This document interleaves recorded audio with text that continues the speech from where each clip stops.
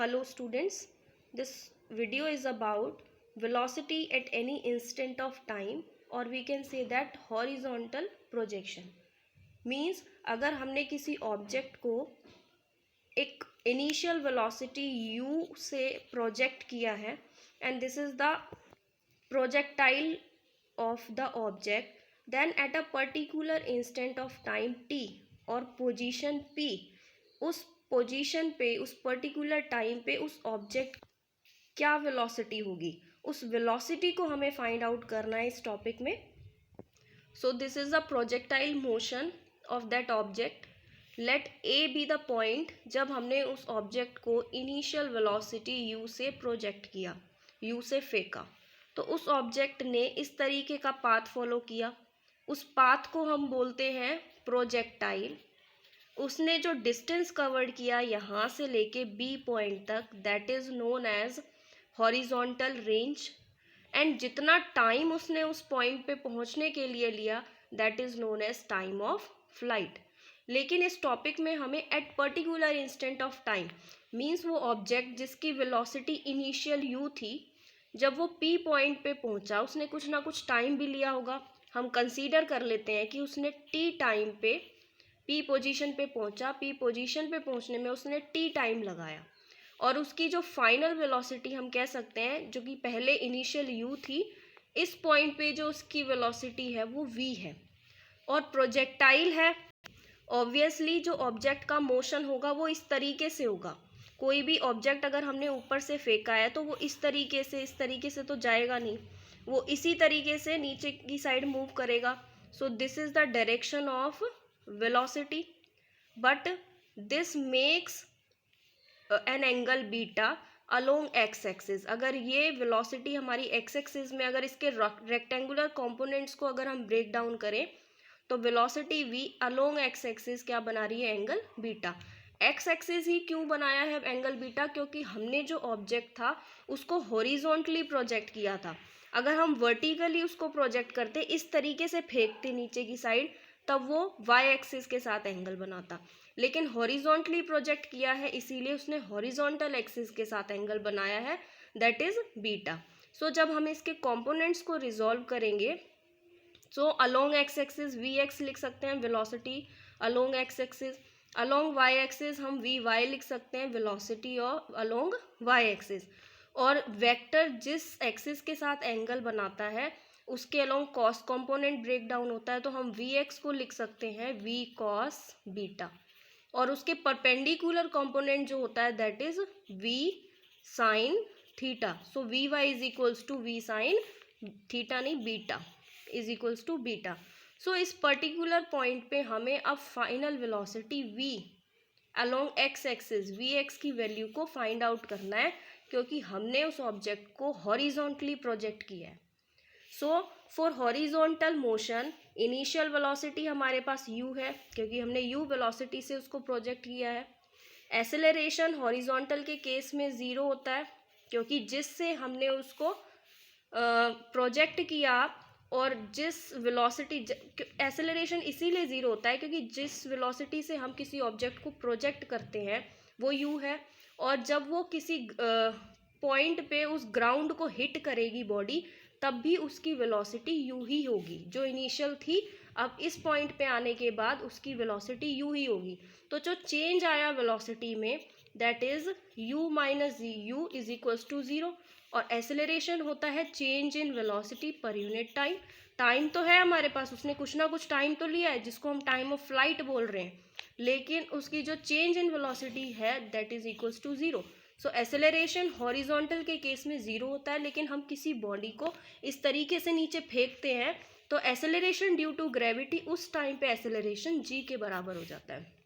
अगर उसी बॉडी को हम ऊपर की साइड फेंकेंगे, ऊपर की साइड प्रोजेक्ट करेंगे, उस केस में एसेलरेशन हमारे पास माइनस g के बराबर हो जाएगा, क्योंकि ग्रेविटी अपनी तरफ खींचती है ऑब्जेक्ट को और हम किसी ऑब्जेक्ट को ऊपर फेंक रहे हैं. दोनों की डायरेक्शन क्या हो गई, अपोजिट. अपोजिशन की वजह से नेगेटिव साइन, लेकिन ग्रेविटी अपनी तरफ ही खींच रही है ऑब्जेक्ट को और हम भी ऑब्जेक्ट को नीचे ही फेंक रहे हैं. उस केस में एसेलरेशन ड्यू टू ग्रेविटी हमारा पॉजिटिव होगा. So v is equals to v x means इस पर्टिकुलर पॉइंट पे जो फाइनल वेलोसिटी होगी along x axis that is v x, क्योंकि हमें हॉरिजॉन्टल मोशन के बारे में पढ़ रहे हैं, वर्टिकल के लिए करते तो वी वाई होती।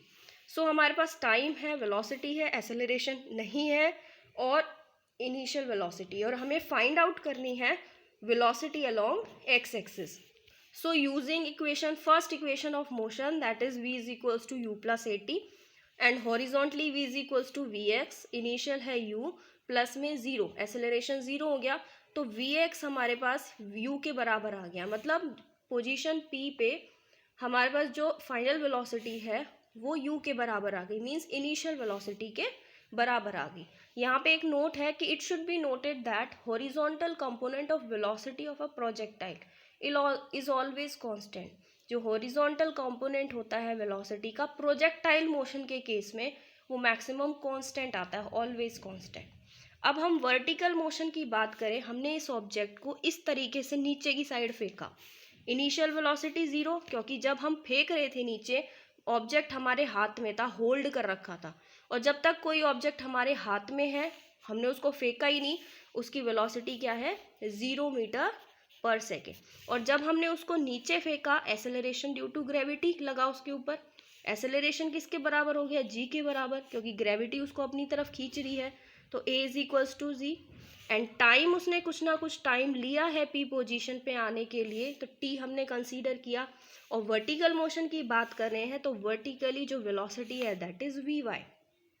Again using first equation of motion v is equals to u plus a t, so we Y is equals to zero plus g t, तो वी वाई किसके बराबर आ गया जी टी के बराबर, मतलब वेलोसिटी एक्स एक्सिस के along तो हमारे पास इनिशियल वेलोसिटी के बराबर है, लेकिन वेलोसिटी अलोंग वाई एक्सिस हमारे पास प्रोडक्ट है एक्सेलरेशन ड्यू टू ग्रेविटी और टाइम का।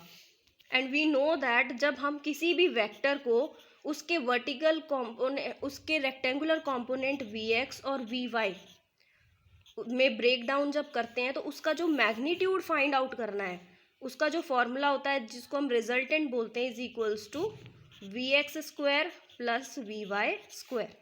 सो वेलोसिटी का जो मैग्नीट्यूड हम फाइंड करेंगे इस इक्वेशन में पुट करके, वी एक्स और वी वाई की वैल्यू हमारे पास है U square plus G square T square. And v जो वेलोसिटी v है this makes an angle beta with V X. So जो बीटा है कितना एंगल बना रही है ये वेलोसिटी उसको हम फाइंड आउट कर सकते हैं। ये एक ट्राइंगल बन गई and this gives the diagonal of this parallelogram जो कि रिजल्टेंट होता है। तो इस ट्राइंगल के अंदर ये एंगल है तो ये परपेंडिकुलर हो गया, और ये बेस और ये हाइपोटेनस, परपेंडिकुलर अपॉन में बेस, परपेंडिकुलर वी वाई के बराबर है और बेस वी एक्स के बराबर है, तो v y upon v x is equals to tangent theta हो गया, टेंजेंट बीटा हो गया। वही लिखा है v y upon v x is equals to tangent beta, और वी वाई की वैल्यू हमने अभी कैलकुलेट करी है that is g t, and v x की वैल्यू कैलकुलेट करी that is u।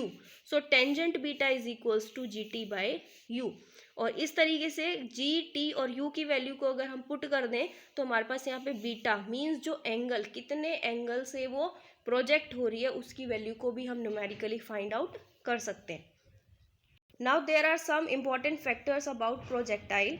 First one is for a given height the projectile passes twice the sum of these times will always be equal to time of flight। Means अगर हम किसी projectile को इस तरीके से project कर रहे हैं और इस एक पॉइंट पे जो वो प्रोजेक्टाइल है मीन्स वो ऑब्जेक्ट है उसकी हाइट मैक्सिमम होगी, पहले इंक्रीज हुई, एक बार मैक्सिमम हुई और फिर उसके बाद वो डिक्रीज करना स्टार्ट कर देगी। जो टाइम ऑफ फ्लाइट होगा जिसको हम टी से डिनोट करते हैं वो दोनों का यहाँ से यहाँ तक का time that is equals to t, and इस पॉइंट से इस पॉइंट तक का time that is also equals to T.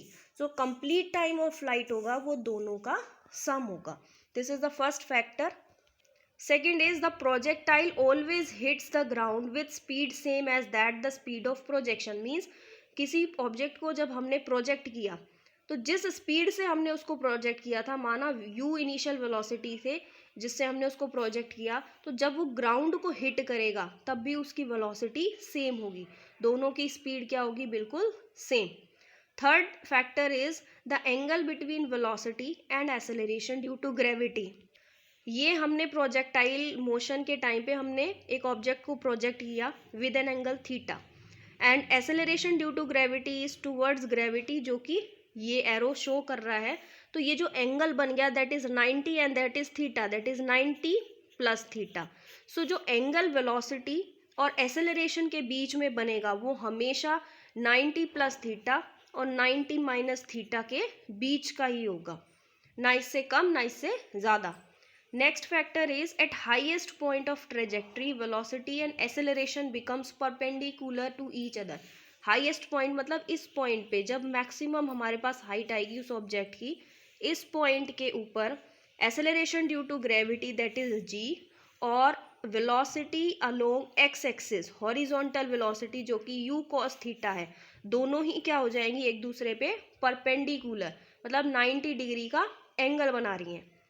Next factor is during projectile motion जो क्वांटिटीज कभी भी चेंज नहीं होंगी, जो कांस्टेंट रहेंगी वो है एक्सेलरेशन ड्यू टू ग्रेविटी, जी हमारा सेम रहेगा प्रोजेक्टाइल मोशन में। हॉरिजॉन्टल कंपोनेंट ऑफ वेलोसिटी जो यू कॉस थीटा और यू साइन थीटा है वो भी चेंज नहीं होगा, और साथ में टोटल एनर्जी भी कांस्टेंट रहेगी। लेकिन velocity vertical component of velocity, kinetic energy, potential energy and momentum, ये क्वांटिटीज हमारी वेरिएबल, ये चेंज होंगी प्रोजेक्टाइल मोशन के टाइम पे, वेरी करेंगी। मतलब इस पॉइंट पे अगर इस पॉइंट पे हमारे पास मोमेंटम की वैल्यू 2 kg/s है, तो इस पॉइंट पे उसकी वैल्यू कुछ और होगी, मतलब उसकी वैल्यू वेरी करेगी, कांस्टेंट नहीं होगी। सो this is all about velocity of projectile at a particular instant of time.